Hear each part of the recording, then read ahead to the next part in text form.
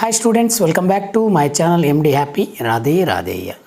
ಆತ್ಮೀಯ ದ್ವಿತೀಯ PUC ವಿದ್ಯಾರ್ಥಿಗಳೇ, ಕರ್ನಾಟಕ ಸರ್ಕಾರ ಶಾಲಾ ಶಿಕ್ಷಣ ಪದವಿ ಪೂರ್ವ ಇಲಾಖೆ ಘಟಕ ಪರೀಕ್ಷೆ 3 LB ನೆನಪಿರಲಿ ನಿಮಗೆ. ಜುಲೈ ಕೊನೆಯ ಹಂತದ ವಾರದಲ್ಲಿ ನಾವಿದ್ದೀವಿ. ಸೊ ಘಟಕ ಆಧಾರಿತ ಮೌಲ್ಯಾಂಕನ LB 2026 ಮತ್ತು 27ನೇ ಸಾಲಿನ ಯಾವ ಅಧ್ಯಾಯದ ಮೇಲೆ ಸರ್ ಅಂತಂದರೆ, ಪಗೆಯಂ ಬಾಲಕನೆಂಬರೆ ಪದ್ಯದ ಮೇಲೆ, ವಾಲ್ಪೈರ್ ಅಭಿವೃದ್ಧಿ ತಂದ ದುರಂತ ಗದ್ಯದ ಮೇಲೆ, ನಿಗ್ಗಳತೆ ಕೃಷ್ಣೇಗೌಡರ ಆನೆ ಅಧ್ಯಾಯ 2ರ ಮೇಲೆ ಕೇಳಿರುವಂತಹ ಒಂದು ಘಟಕ ಪರೀಕ್ಷೆ ಇದಾಗಿದ್ದು, ಇವುಗಳ ಮೇಲೇ ನಿಮಗೆ ನಾಳೆ ಕಿರು ಪರೀಕ್ಷೆಗಳು LB 1, 2, 3ರ ಮೇಲೆ ಕೇಳುವಂತಹ ಸಾಧ್ಯತೆ ಇರೋದ್ರಿಂದ ಇಲ್ಲಿಯೂ ಸಹ 30 ಅಂಕಗಳು ಈ ಒಂದು 3 ಅಧ್ಯಾಯದ ಮೇಲೆ ನಿಗದಿಪಡಿಸಿದ್ದಾರೆ. ಸೊ ಆತ್ಮೀಯ ವಿದ್ಯಾರ್ಥಿಗಳಿಗೆ ನಾವು ಕೊಡುವಂಥ ಮಾಹಿತಿ ನಿಮಗೆ ನಿಖರವಾಗಿರ್ತದೆ, ಯಾವುದೇ ಗೊಂದಲ ಬೇಡ. ಇಲ್ಲಿ ತರಗತಿ ದ್ವಿತೀಯ PUC ವಿಷಯ ಕನ್ನಡ, ಈ ವಿಷಯದ ಅನುಗುಣವಾಗಿ ಬಹು ಆಯ್ಕೆ ಪ್ರಶ್ನೆಗಳನ್ನು ಇಲ್ಲಿ ನೋಡ್ಕೊತ ಹೋಗಿ. ನಾನು ಪ್ರತಿ ಸಾರಿನೂ ಹೇಳ್ತೀನಿ, ಈ ಸಾರಿನೂ ಹೇಳ್ತೀನಿ, ಇನ್ನೂ ಯಾರು ನಮ್ಮ ಚಾನಲ್ನ ಸಬ್ಸ್ಕ್ರೈಬ್ ಆಗಿಲ್ಲ ದಯವಿಟ್ಟು ನಮ್ಮ ಚಾನಲ್ನ ಸಬ್ಸ್ಕ್ರೈಬ್ ಮಾಡ್ಕೊಳ್ಳಿ. ಆದಷ್ಟು ನಿಮ್ಮ ಒಂದು ಕಿರು ಪರೀಕ್ಷೆ ಹತ್ತಿರ ಬರ್ತಾ ಇದೆ, ಅದಕ್ಕೆ ಈ 3 ಘಟಕ ಪರೀಕ್ಷೆಗಳನ್ನು ದ್ವಿತೀಯ PUC ಕನ್ನಡವನ್ನು ತೆಗೆದುಕೊಂಡು ಓದಿದರೆ ಸಾಕು ಅಂತ ಹೇಳ್ತೀನಿ. ಇಲ್ಲಿ ನೇರವಾಗಿ ನಾವು ಈ ಬಹು ಆಯ್ಕೆ ಪ್ರಶ್ನೆಯಲ್ಲಿ 7 ಒಂದು ಪ್ರಮುಖ ಬಹು ಆಯ್ಕೆ ಪ್ರಶ್ನೆಗಳನ್ನು ಕೊಟ್ಟಿದ್ದಾರೆ. ಪ್ರಶ್ನೆಗಳನ್ನು ನೋಡಿ, ಭಾಳ ಕುತೂಹಲಕಾರಿಯಾಗಿರುವಂಥದ್ದು ಮತ್ತು ಈ ವರ್ಷ ಒಂದು ಸ್ವಲ್ಪ ಹೊಸದಾಗಿ ಪ್ರಶ್ನೆಗಳನ್ನು ಈ ಕನ್ನಡ ವಿಷಯ ಪಂಡಿತರು ತೆಗೆದಿರುವಂಥದ್ದು ಬಹಳ ಖುಷಿ ಅನ್ನಿಸ್ತದೆ. ಸೊ ಪ್ರಶ್ನೆಗಳನ್ನು ನೋಡಿ. ಒಂದನೇದು, ಇಂತಹ ಸಮಯದಲ್ಲಿ ಮಳೆ ಬಂದರೆ ಪ್ರಯೋಜನವಿಲ್ಲ, ಎಂತಹ ಸಂದರ್ಭದಲ್ಲಿ ಅಂತ ಪ್ರಶ್ನೆ ಕೇಳಿದ್ದಾರೆ. ಬೆಳೆ ಬಂದಾಗನ, ಅಥವಾ ಪೈರು ಒಣಗಿದ ಮೇಲಿನ, ಅಥವಾ ಬರಗಾಲ ಬಂದಾಗನ, ಬೇಸಿಗೆ ಬಂದಾಗನ. ಸೊ ಸರಿಯಾದ ಉತ್ತರ ಪೈರು ಒಣಗಿದ ಮೇಲೆ ಮಳೆ ಬಂದರೆ ಫಲವಿಲ್ಲ, ಪ್ರಯೋಜನ ಇಲ್ಲ ಅಂತ ಹೇಳ್ತೀವಿ. ತೆರೆ ಬಲ್ಲ ಪೂರ್ಣೆಯ ಪುದ್ವೆ, ಈ ಸಾಲಿನ ಅರ್ಥ ಇಲ್ಲಿ ನಿಮ್ಗೆ ಕೊಟ್ಟಿದ್ದಾರೆ ನೋಡಿ. ಸಾಮರ್ಥ್ಯ ಇರುವವರು ಜವಾಬ್ದಾರಿ ಹೊಂದಬೇಕು ಎಂಬ ಉತ್ತರ ನಿಮಗಿಲ್ಲಿ ಸರಿಯಾದ ಉತ್ತರ ಆಗಿರ್ತದೆ. ಇನ್ನು ರಾಜನಾಗಲು ಯಾವುದನ್ನು ತೊರೆಯಬೇಕು ಅಂತೇಳಿ ಪ್ರಶ್ನೆ ಕೇಳಿದ್ದಾರೆ. ಸಿಂಹಾಸನ ತೊರಿಬೇಕಾ, ಅಥವಾ ರಾಜ್ಯ ತೊರಿಬೇಕಾ, ಕೋಪ ತೊರಿಬೇಕಾ, ಶಾಪ ತೊರಿಬೇಕಾ ಅಂಥೇಳಿ. ಸಿಂಹಾಸನ ಮತ್ತು ರಾಜ್ಯವನ್ನು ತೋರಿದ್ರೆ ಅವನು ರಾಜನಾಗಲಿಕ್ಕೆ ಸಾಧ್ಯನೇ ಇಲ್ಲ, ಅವನಿಗೆ ಇನ್ನೂ ಅರ್ಹತೆಯೇ ಇರೋದಿಲ್ಲ. ಹಾಗಾಗಿ ಮೊದಲು ಅವನ ಕೋಪವನ್ನು ತೊರಿಬೇಕು ಅಂತ ಹೇಳಿದರೆ ಇದು ಸರಿಯಾದ ಉತ್ತರ.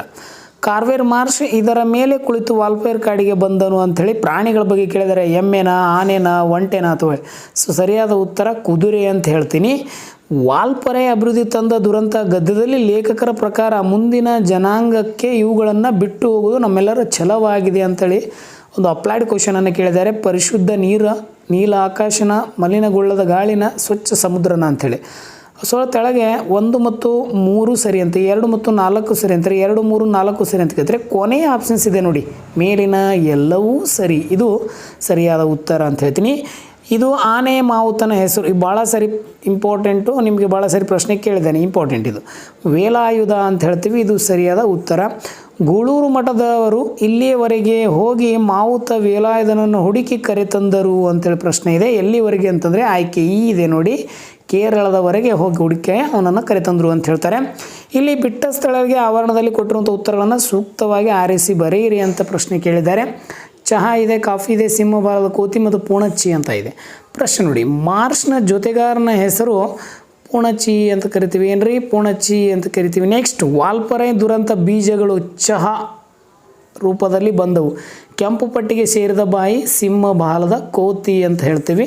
ಸೊ ಈ ರೀತಿ ಉತ್ತರವನ್ನು ನೀವು ಬರೀರಿ ಅಂತ ಹೇಳ್ತೀವಿ. ನೆಕ್ಸ್ಟು, ಇಲ್ಲಿ ಆ ವಿಭಾಗ ಕೊಟ್ಟಿದ್ದಾರೆ. ಇಲ್ಲಿ ನೋಡಿ, ಯಾವುದಾದ್ರೂ ಒಂದು ಪ್ರಶ್ನೆಗೆ 2-3 ವಾಕ್ಯದಲ್ಲಿ ಅಂತ ಕೊಟ್ಟಿದ್ದಾರೆ. 2 ಅಂಕ ನೇರವಾಗಿ ಕೊಟ್ಟಿದ್ದಾರೆ.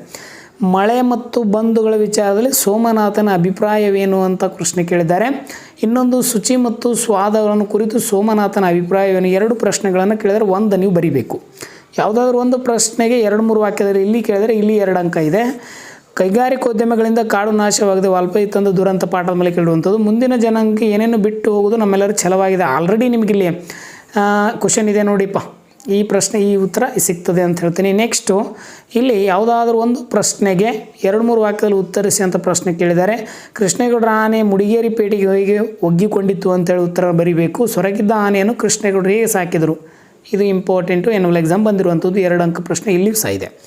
ಇನ್ನು ನಾವು ಸಂದರ್ಭ ಸೂಚಿಸಿಗೆ ಬರ್ತೀವಿ. ಚಳ್ ಚಿಕ್ಕದೆಂದಳಿರಿಂ ತೆಗೆಯಲ್ ಕಚ್ಚದೆ ಎಂಬ ಒಂದು ಪ್ರಶ್ನೆಯನ್ನು ಹೊಸದಾಗಿ ಕೇಳಿದ್ದಾನೆ. ಹಾಡುವುದು ಅವುಗಳಿಗೆ ಅನಿವಾರ್ಯ. ಇದು ರಿಪೀಟೆಡ್ ಆಗಿರುವಂಥ ಕ್ವಶನ್ನು ಭಾಳ ಸರಿ ಬಂದಿದೆ.